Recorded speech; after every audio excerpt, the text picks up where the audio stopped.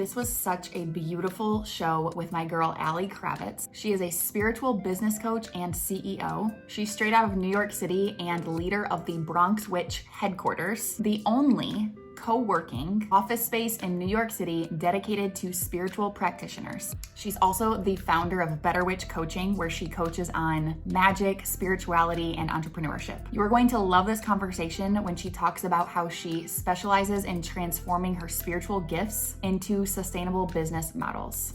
Without further ado, enjoy the show. Allie, I am so excited to have you on the show. I am obsessed with the idea of your business. I can't wait to learn all the things and hear your story and get to know you better and learn how you came into like such a niched area. I'm super obsessed. So without further ado, welcome to the show. Thank you so much for having me. I'm really, really honored to be here. I'm like nervous a little bit. I feel like you are so cool and I'm just really, I feel really honored that you're giving us your time and space and your energy. So let's just like start from the top. Just tell us about yourself and what you do and what you stand for and all the things. Yeah, well, first of all, that is such a huge compliment because when I first saw your like promo photos that came, I was like, oh, this girl's got it together. Like, I feel the exact same way. You're just like building something so beautiful, and I just love the way that you're presenting yourself and your business, your mission. But I am Allie Kravetz, aka the Bronx Witch. I am the owner and founder of formerly known as Bronx Witch headquarters. We're now going by the name Witchwork, and we are the only co-working space in New York City that caters to spiritual practitioners, energy healers, acupuncturists, massage therapists, tarot readers, etc. We've been open for about 3 years. We're located near Yankee Stadium. And I'm also the CEO of Better Witch Coaching, which is a class and coaching program for baby witches that want to become better witches. And I do that through classes, community, and coaching centered around spirituality and spiritual entrepreneurship. Oh my God. I have so many questions. Yes. I hope I have all the answers. First of all, I love the Bronx Witch, the Witchworks idea. I actually, just a little plug myself, I'm going through IVF and I did acupuncture and my third round of IVF, and it has made the world of a difference. So all of the energy healing techniques, like I'm here for it. I'm obsessed with it, but I need to know, tell me the story of like building that space, what your idea was, how it became, when it was born, and how you put it into motion. Yeah, well, so usually I have to kind of go back a little bit, and I don't drag people through the whole long story. I have videos on my YouTube, but I started my interest in witchcraft and tarot when I was 12 years old. So really young. I grew up in a very traditional Christian home. My family's from Charleston.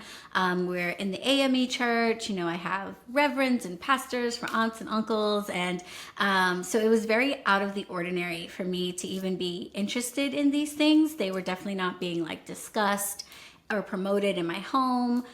So this was really something that like was coming from within me. And thankfully, I live in a city like New York City where you have maybe a little bit more exposure to alternative lifestyles and things like that. And that kind of took me on a journey. And I was like that kid in the crystal shop every day and the like witchy section of Barnes and Noble all the time. And I found myself just feeling like I didn't want to grow up in a dogmatic kind of a way. I really wanted to have a good life, a bountiful life, a beautiful life. And I didn't see that necessarily like around me. I saw people doing things because they had to, but not necessarily because they were actually paying off for them. And then fast forward to adulthood, I worked really, really hard all of my years in academia to become a lawyer. I went to law school for 2 years at GW. I dropped out to do girly things like get married. And all along the way, like my interest in the craft and spirituality has always been there. And when COVID hit, I found myself with the opportunity to like really dive into that. And all of these things that I'd been learning over the years, I was like, oh, I think I understand now why I was learning them, because we're all freaking out. We're all fearful. We're all trying to stay as healthy as we possibly can, physically and emotionally, spiritually, all of that. And all of these things I've been learning about help me do that. I should share that with other people.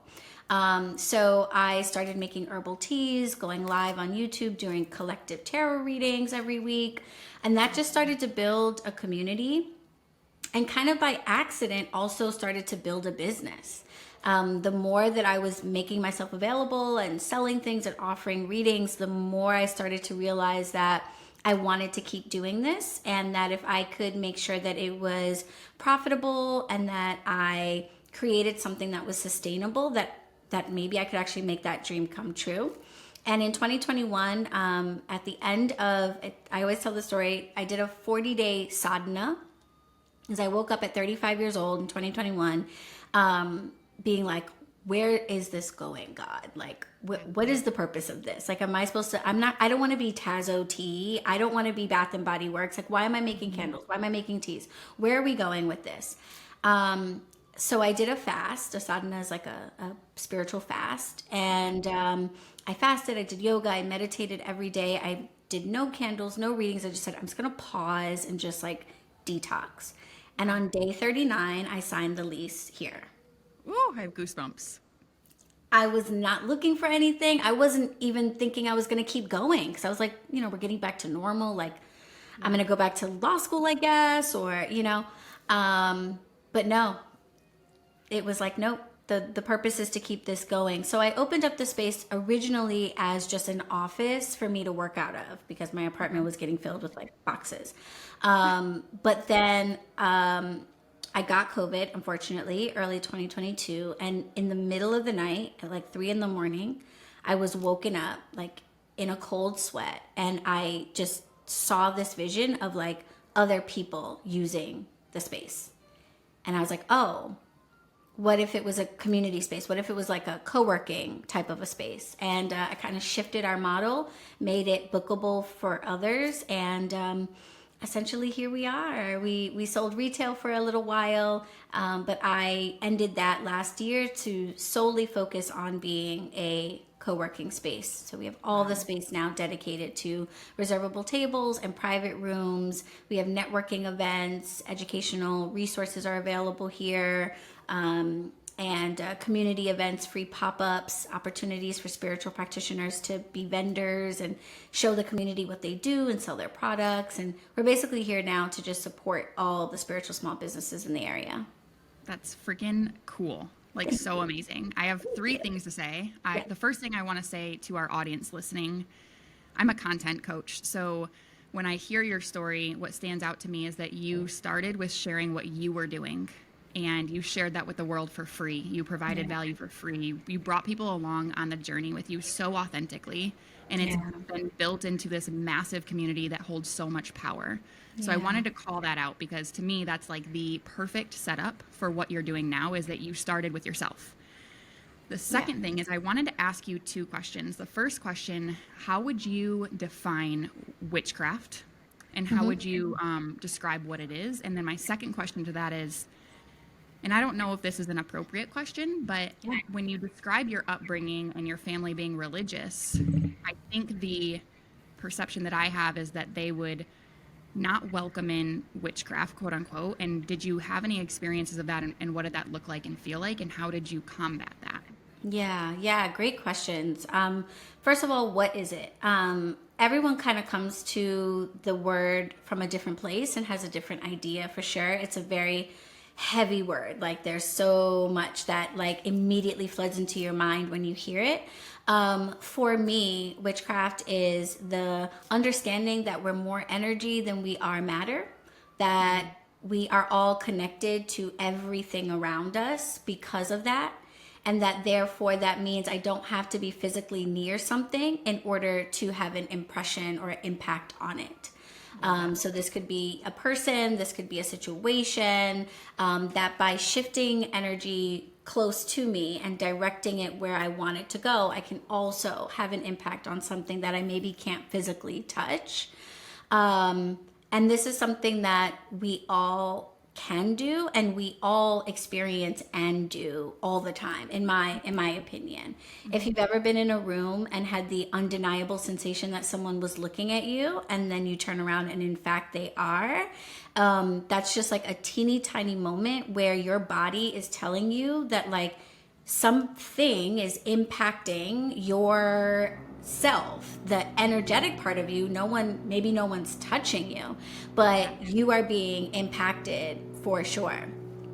And doing that intentionally, and then utilizing the things that we have access to on this planet, whether it's herbs, crystals, different waters, etc., in order to kind of amplify that.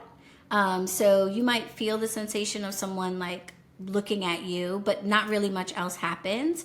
But if someone were to like be able to really like harness that energy, perhaps they could actually like make you physically feel something, like you were just touched or you were just pushed. And which is, do that. We work on that. We practice that in order to get kind of good at really being able to shift energy around ourselves and others. And then as it relates to my family, it's been a journey, for sure. So there have been different stages of like, what is it? Like the 5 stages of like grief or something, where people are like, first they're angry and then they're like accepting. And then, so when I was a teenager, obviously this was no bueno for my mom. My father passed when I was 3. My mom's living here in New York City. She's not from New York City. She's from like the most rural part of Charleston, South Carolina. The name of our town isn't even on a map that's bigger than the city of Charleston.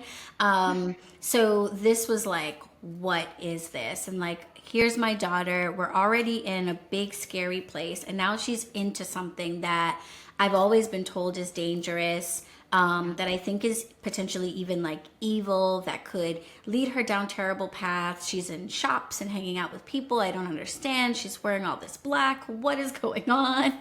So I definitely went through my goth phase. I think most teenagers do. Yeah, I know. Yeah, there's like the tomboy phase and then the goth phase, and then you're like, okay, enough. But she was like, what to do with this? And it was a huge issue.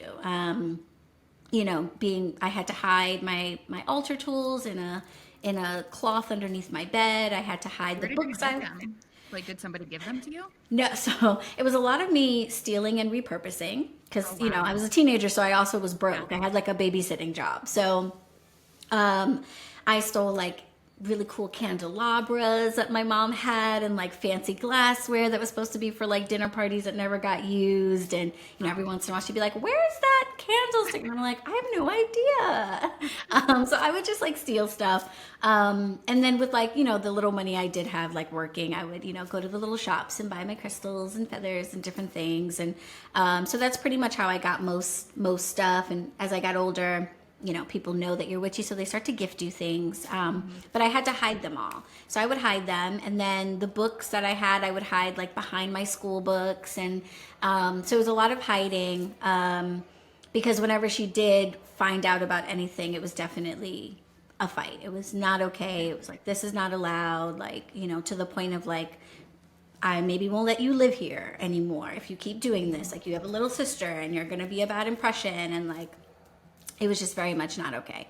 So I had to keep it to myself. I had moved out pretty young. I moved out on my own when I was 19, because I just needed that freedom.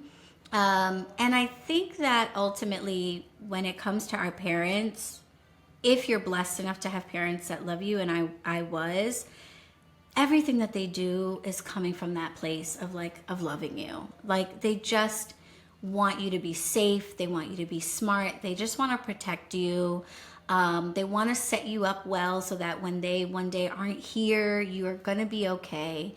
And I may not have understood that then, but I came to understand that as I became an adult. And I realized that the only way to really bring my mom over to my side was just to show her that I was going to be okay. And that what I believed about the world was benefiting me and helping me and allowing me to live a happy, healthy, whole life and not taking away from that.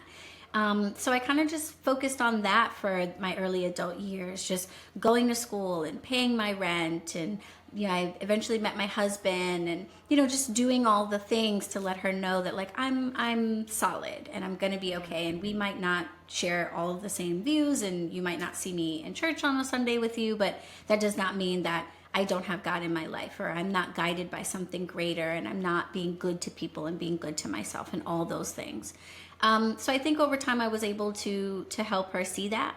And then in my 30s, we started to really open up with each other. We start to get into that like woman to woman type, part of your life. And we could really talk. And I started to share with her my thoughts on different religions and how they've been introduced to certain groups of people, especially as an African American. Like, where did Christianity come from in our history? And how has it helped, but maybe how has it also hurted, and all of that. And I think those were eye-opening conversations for her. Never has it ever been my intention to change her faith, change her views, make her not go to church, or do that for anybody else. Yeah. But I did want her to try to understand me better, and I think that happened. And now, she wears Bronx Witch merch and she's got copies of all the books I've been featured in, and she watches my podcasts on YouTube. And I think I think that's the only way to do it with people is to let them see that the goodness in your heart is what matters the most. And the other stuff is just like little details. And of course I have distant family members that are perhaps more dogmatic than my mom. She's very religious, but she was never like fanatical, if I can use that word without like offending. Sure. But I do have family members that are a bit more dogmatic with their practices. They're a little less interested in other views. And that's been interesting. And I have to sort of decide in the moment how much I want to share, or whether or not I really feel like it's worth it to engage in certain conversations. And where I feel that it is, I will, and where it isn't, I respectfully decline. Yeah, man, yeah. I love listening to you talk about it, because I do think it's witchcraft and even energy healing in itself sometimes can turn people off so much, and the way that you speak about it so eloquently, it seems that you have so much wisdom around it. And thanks. Also simultaneously, I think you're giving so much love to people that even disagree with you, which I think represents witchcraft and energy healing as a whole. Yeah. I think that's where it's misunderstood, is that I do think people believe that witchcraft people think one way and no other way, and I actually think it's the opposite. I think there's multiple perspectives there. So I really respect the way that you speak on this. When you were defining witchcraft, it made me think of the documentary called Heal. Have you seen it? No. So I just watched it the other night, and it's on Prime Video. So if you want to watch it, but it comes from this core belief that we are all connected. And to your point of the herbs and the teas and the food being medicine, and that entire idea, it stems from that, as well as like the way that we breathe and the way that we meditate and the way that we think about different things and how that affects and impacts our health. And so the way that you're speaking on what you believe in and what you stand for, coming from such a healthy place of, I respect that everyone has their own belief. You don't have to believe my way. But I have enough respect for myself that I can also, like you said, respectfully decline to hear your opinion sometimes. So so much respect for you and standing for what you believe in. I want to shift gears a little bit and talk about how you coach clients in this realm. Yeah. What are you known for, and what do they come to you for, and who is your ideal client in this space? Yeah. So becoming a spiritual business coach is kind of like everything. I have just been shuttled into these things. There was never a time where I was like, I'm going to do this. But what was happening with people coming in is, folks are using our space. So they're tarot readers, they're energy healers. Most of them are starting out in their practices, and that's why they need a space that is cohabitated, because they perhaps are not far enough along in their entrepreneurial journeys that they can afford an entire office for themselves, or opening up a storefront. And so working in a collective space gives them the affordability, but also like a professional place to work out of. And as I was meeting people, I just kept getting into these conversations where folks were like, well, how did you grow your following? Or like, well, do I really need insurance if I'm a tarot reader? They started asking these technical questions, and I found myself essentially coaching for free for a year, just to anybody who was here and would want to pick my brain. And I started to realize that across the board, there was a common thread that spiritual practitioners didn't have enough business education in order to make the jump from the idea and the deep desire to heal or to do spiritual work to actually creating revenue and a consistent client base and all the things that you need, and legal business formation to actually be able to operate as a business and generate wealth, which is what is necessary if you would like to perhaps leave your 9 to 5 and do your spiritual work full time. Yeah. And I think the misconception that was bred quite heavily during COVID was that, like, if you just get on YouTube and get a lot of followers, then you'll be a famous tarot reader and you'll make tons of money because YouTube pays $1 million, right? And you'll be able to quit your job. So everyone thinks that you make so much money on YouTube. It's not yeah. But it can help. And but people didn't really understand that. So I had all of these energy healers that during COVID, got their Reiki certifications and bought 100 decks and a ring light and started going live. But then we're like, I can't afford to keep doing this. I have to go back to work now. My kids need me. And I'm doing $5 readings on, with Cash App on my Instagram. So I realized that there really was a need for spiritual practitioners to get the business background that would help them to actually create something sustainable.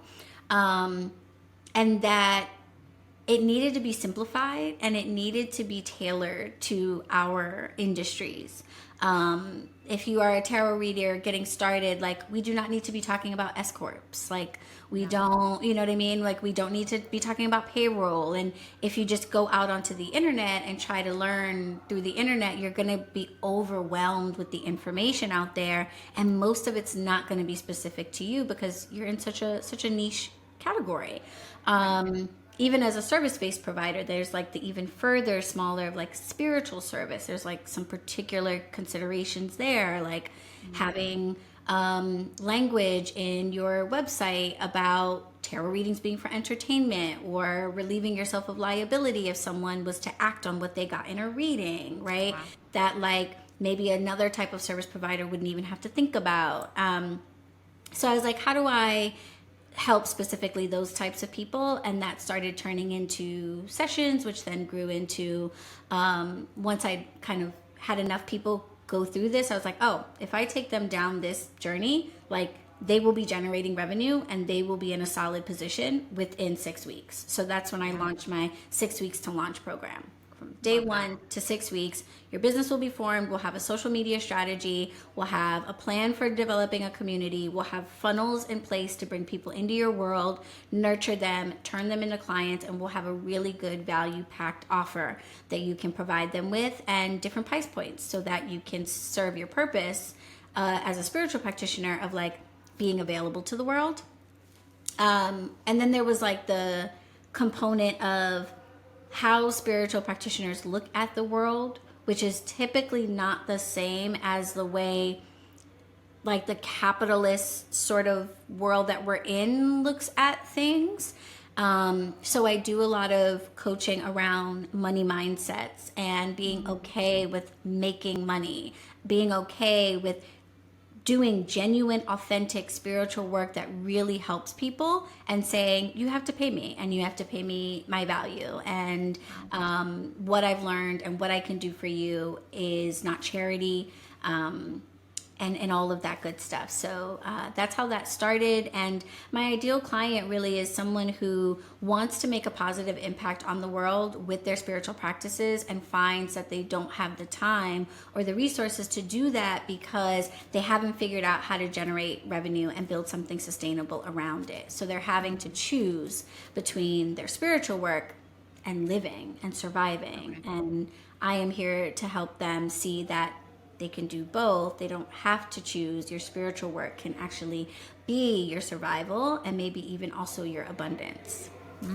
That's good. I love that. That sounds so rich. I'm curious your take on this now that you've worked with so many spiritual practitioners. How does someone just in the general public, if we see so many tarot card readers on TikTok and spiritual teachers, what are the characteristics we can look for to maybe open up to trusting what they're saying is not necessarily real, because I don't want to say that there are fake practitioners out there at all, but I think more developed and more in tune with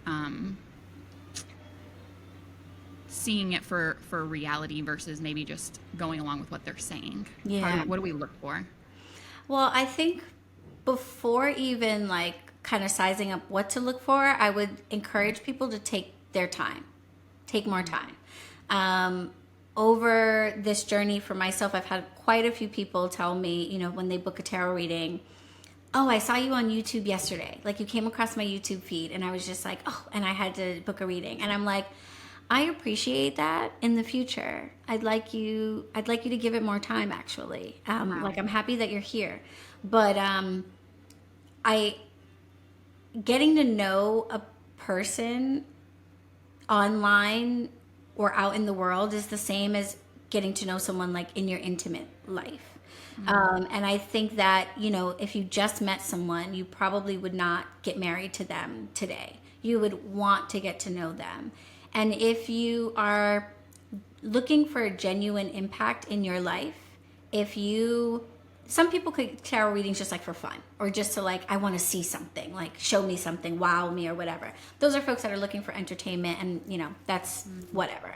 But for people that are really struggling through something and are looking for some type of spiritual guidance or a message, you owe it to yourself and you deserve to take your time in choosing that person and not picking the first person that you see online or that has a large following or like really great graphics.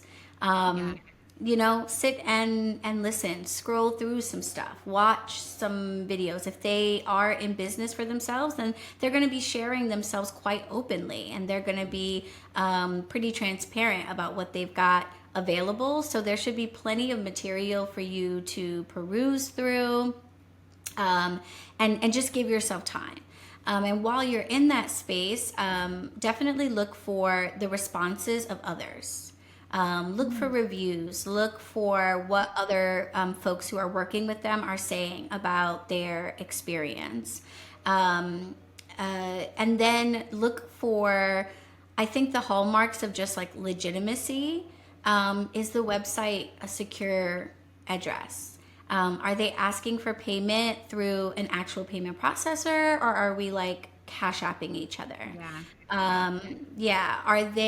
Do they have a public facing website and platform, or are they in your DMs saying like, oh, we can just handle this right here?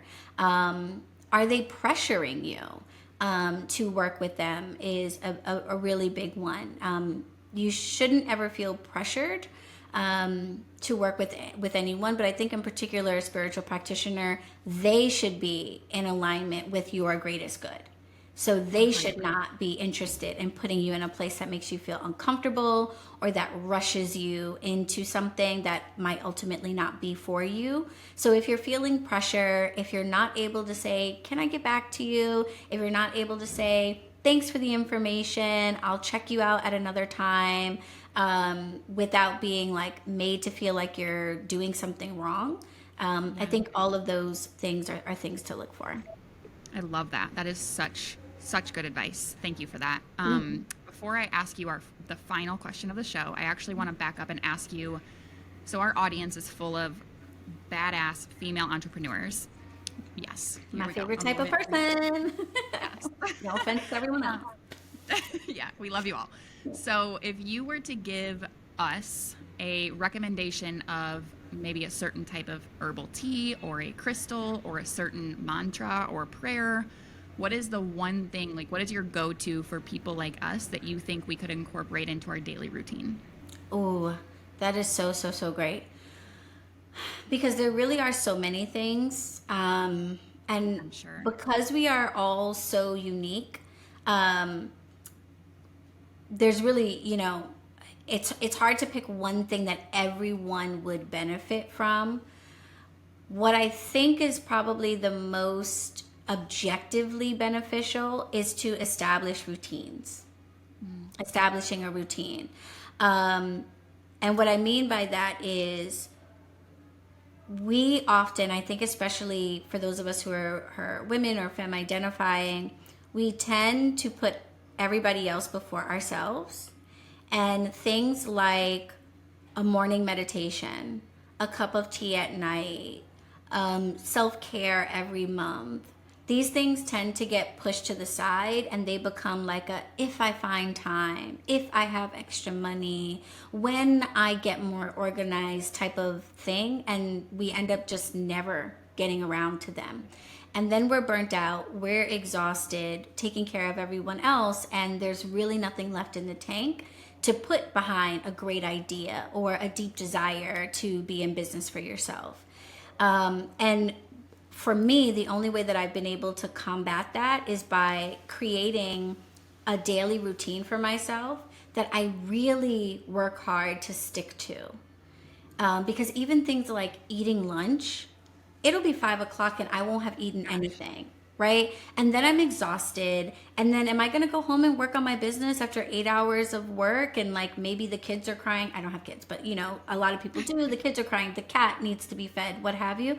Of course not. I'm just not going to have it in me to be able to do that, right? But I don't know if you heard a minute ago, there was like a little ding. That's my alarm saying in 30 minutes it's lunchtime. Because at 3 o'clock, I'm going to stop whatever I'm doing. I'm going to sit down and I'm going to eat the salad that I brought me today. Because to realistically be able to do anything else in the rest of the day, I have to stop and take that time. So all of us, whatever our lives are, you are able to create a routine that works for you. But create the routine, establish the routine, and take that very seriously. Actually pull out a calendar, pull out a planner, and write these things down. I take my clients through something I call time blocking, where we take everything that you could possibly be doing, because the CEO to-do list never ends, that you possibly could be doing. We dump it all on paper with no thoughts, scratches, scribble, whatever. It's not going to be cute. We just throw it all on paper. And then we categorize it based on how much revenue it can bring us versus how much time and energy it's going to take, so that we can prioritize these things. And then we plug the time to work on them into our calendar. And we actually say, okay, Saturdays, I don't work. It's the time when I have the most energy, because Friday night I usually knock out and get a lot of sleep. So Saturday mornings, I am going to do my high revenue, like high priority tasks, the things that take a lot of energy, but that could generate me a lot of revenue and a lot of client outreach if I got them done. I'm going to do that on Saturday mornings, and sticking to that. So I would say really, aside from a tea or a crystal or a particular spiritual practice, it's establishing a routine that you stick to, and then your spiritual practices or holistic practices go into that routine, right? So if you're someone that really feels grounded and calmed by having a hot cup of tea, where is that in your routine?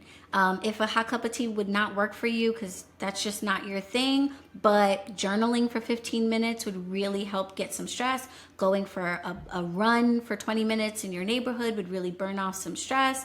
Whatever spiritual and holistic practices you need in order to feel grounded and clear-headed and ready to go, then you plot those in and make sure that they get in there. I love that. You just delivered that beautifully. Thank you for that little coaching advice. Yeah, absolutely. So the final question that everyone on the show gets asked is, obviously coming from me, I'm a content coach. So I'm curious, what is the best content advice that you've ever been given? And how would you describe it? Have you implemented it, and what have the results been? Oh, yes. It's kind of twofold.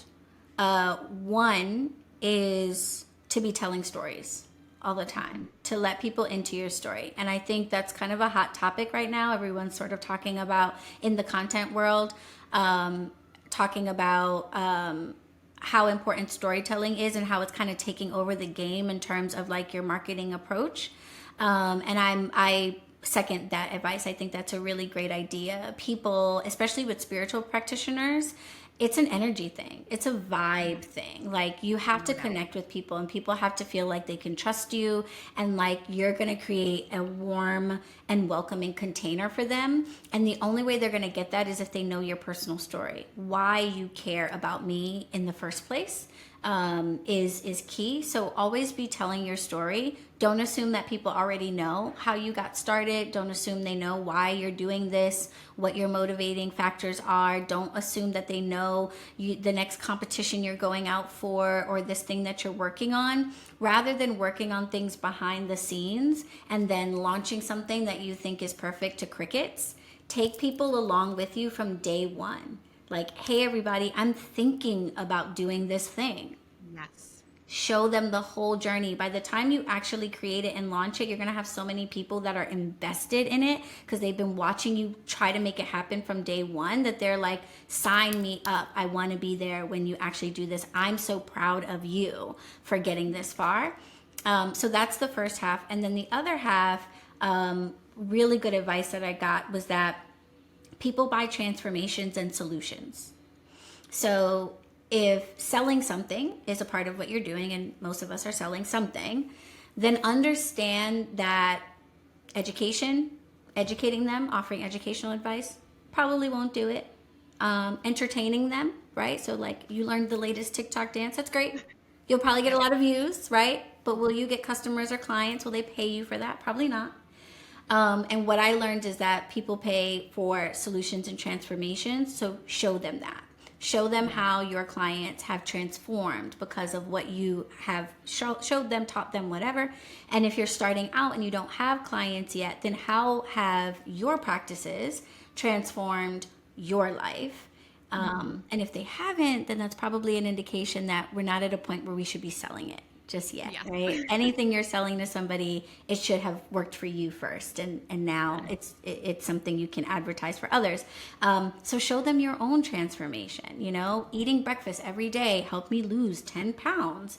So now I am teaching other people how diet changes can impact your weight and help you lose weight. That's the thing that's going to get them to sign up. So if you're dancing or you're doing things, you're entertaining, you're educating, and you're wondering why you don't have sales, it's because people don't pay for those things. They pay for results. So show them what the results really will be. I love that. Good advice. My gosh, Allie, you are a beautiful soul. I appreciate your time and energy so much. Where can we find you? I know you said you have a YouTube show. What is that called? And where are you on Instagram? Like, tell us all the places. All the places. Yeah. So definitely tune into the Better Witch podcast, because when you know better, you witch better. The Better Witch podcast is, taglines. I need to trademark that. But on that platform, I usually have conversations with experts in spirituality. They're usually authors or spiritual entrepreneurs. And we just have really casual chats because I feel like you learn more from just hearing about people's like mistakes and crazy experiences and things like that. So we have casual chats. I record those live on YouTube, and then the edited audio versions go up in seasons on all podcast platforms. So you can search for Better Witch on Spotify, Apple, all the places, or you can watch the live recordings on YouTube and actually interact with the guest and ask questions. So that's kind of a benefit to watching it on YouTube. On my YouTube channel, you'll also find educational information, clips of my weekly refuels with my group coaching folks in the bunker, old videos about magic, about my journey, about me. So that's definitely a place to go. You can just search for Bronx Witch on YouTube. The channel is actually called Better Witch Coaching and Podcast, but you can search for Bronx Witch and it'll come up. And I encourage you to follow me on Instagram and Threads at Bronx Witch.